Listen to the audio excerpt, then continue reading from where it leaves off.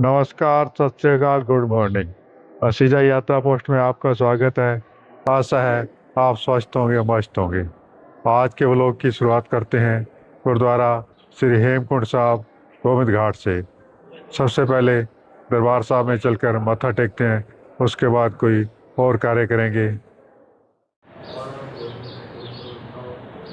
दरबार साहब में अखंड पाठ साहब जो बैसाखी पर्व को मुख रखते हुए रखा गया है, उसका पाठ चल रहा है। अखंड साहब के पाठ का मद का भोग आज डाला जाएगा, यानी आज अरदास की जाएगी कि वाहिगुरु की कृपा से आधा पाठ हो गया है और वाहिगुरु जी की कृपा से मेरे से आधा पाठ भी हो जाएगा। अरदास की जाएगी कि आधा पाठ भी बिना विघ्न के हो जाए। अखंड साहब के पाठ की संपूर्णता लगभग 48 घंटे में की जाती है।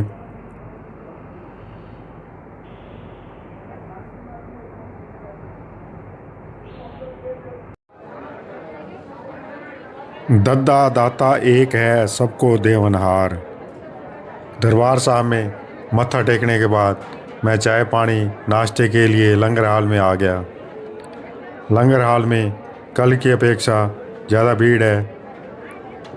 श्रद्धालु जो कथा सुनने के लिए यहाँ आए हुए हैं, अब वापसी की तैयारी में हैं। आज उनका आखिरी दिन है, कथा का आखिरी दिन है। इन्हें अपने अपने कमरे भी खाली करने हैं, तो ये सब कमरे खाली कर सामान साथ लेकर यहाँ लंगर हाल में आए हुए हैं। क्या हुआ? गुरु घर में आज तक जो लंगर चल रहा था कथा के दौरान, यह सारा प्रबंध मुरारी बापू की टीम की ओर से किया जा रहा है। लंगर में नाश्ते में काफ़ी अच्छे आइटम दिए जा रहे हैं, मिठाई नमकीन आदि। जैसा कि आप देख रहे हैं, काफ़ी अच्छा प्रबंध किया हुआ है मुरारी बापू की टीम की ओर से। लोग सामान लेके गुरुद्वारा साहब से प्रस्थान करते हुए इन्होंने अपने कमरे खाली कर दिए हैं।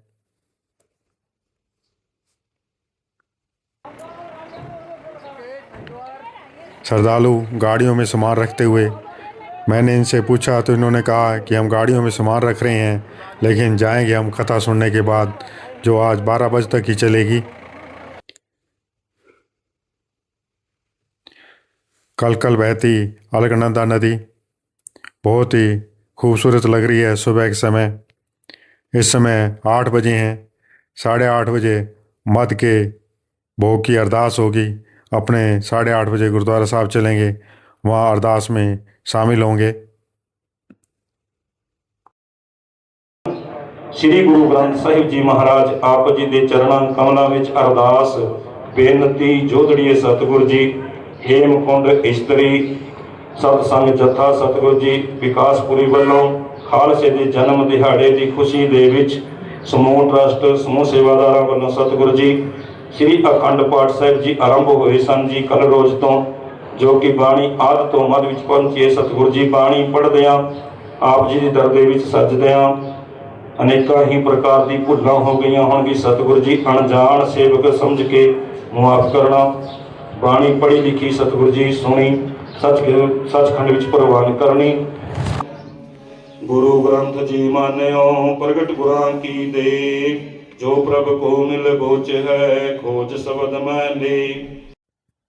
आज निशान साहब का चोला साहब भी बदला जाना है, उसकी अरदास 10:15 बजे के करीब होती हुई।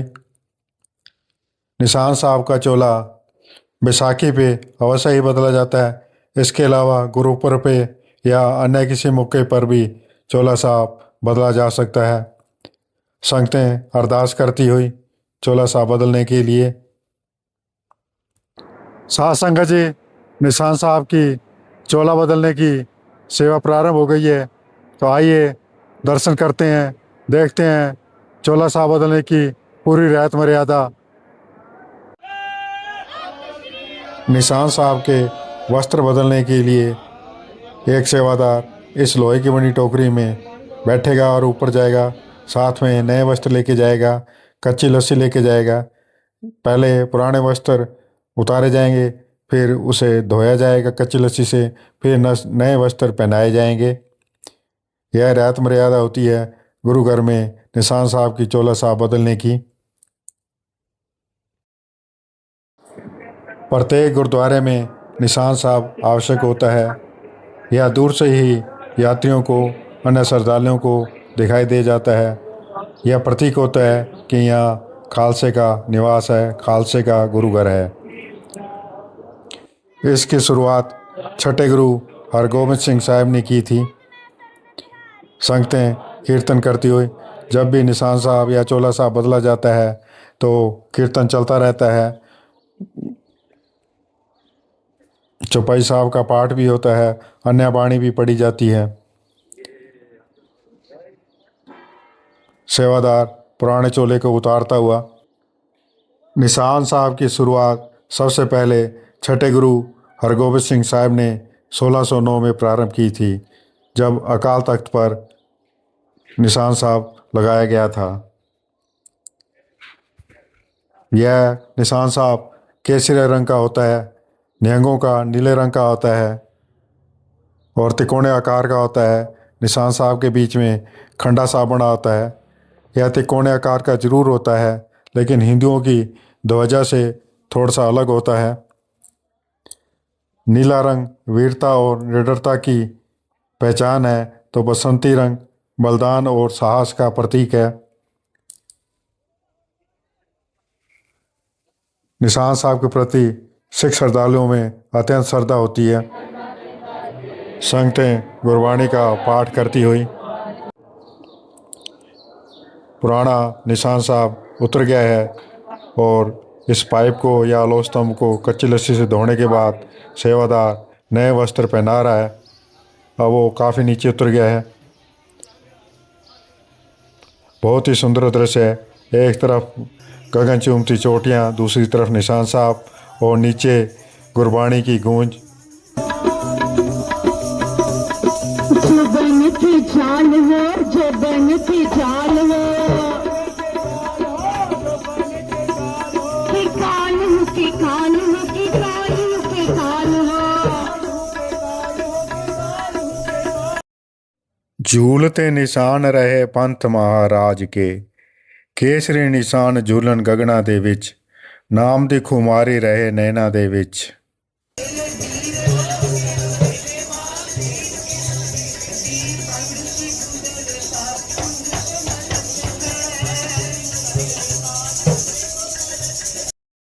चोला बदलने के बाद वाहिगुरु जी को शुक्राना स्वरूप अरदास की गई। खंडा चमके ते धर्म दी आन जागे, पंथ बसे ते कौम दी शान जागे। साध संगत जी, यह थी रियायत मर्यादा निशान साहब की चोला बदलने की। उसके बाद हम लंगर हाल में आ गए। संगतें लंगर छक रही हैं। लंगर भी लेविश है, काफ़ी वैरायटी रखी हुई है।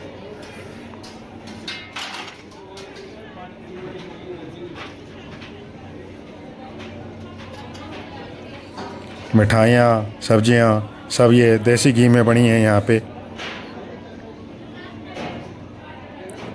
श्रद्धालु सुबह की अपेक्षा अब कम है, क्योंकि काफ़ी संगतें चली गई हैं।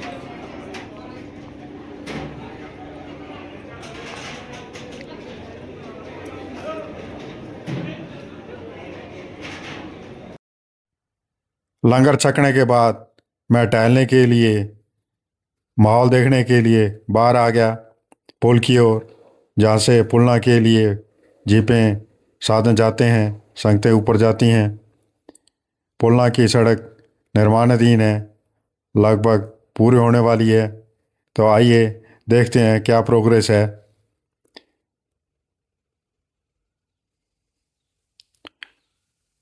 काम लगभग फाइनल स्टेज पे है।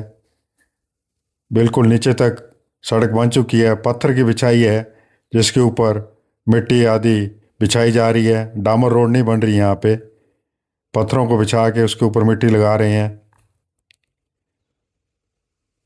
यहाँ से देखिए गुरुद्वारे का और पीछे बद्रीनाथ की चोटियों का सुंदर व्यू। बहुत खूबसूरत नज़ारा लग रहा है। इस वक्त शाम के 3 बजे हैं।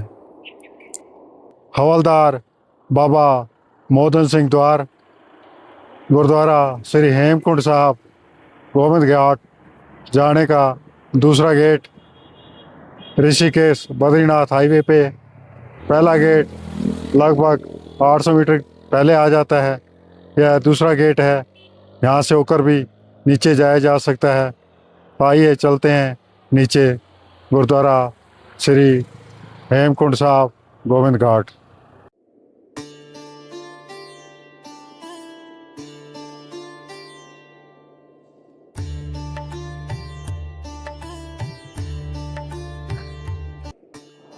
गुरुद्वारा श्री हेमकुंड साहब गोविंद घाट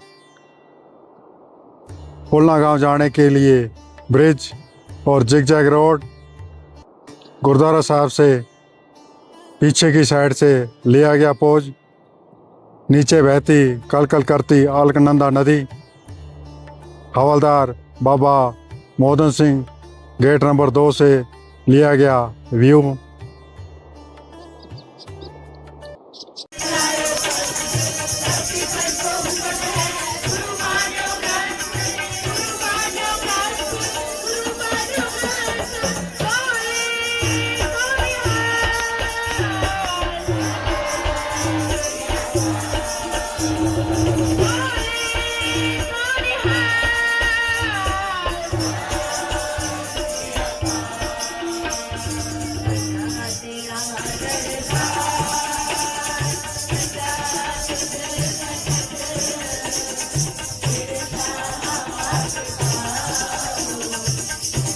साध संगत जी, शाम के कीर्तन के बाद सुखासन की सेवा हुई और उसी के साथ आज के कार्यक्रम समाप्त हो गए।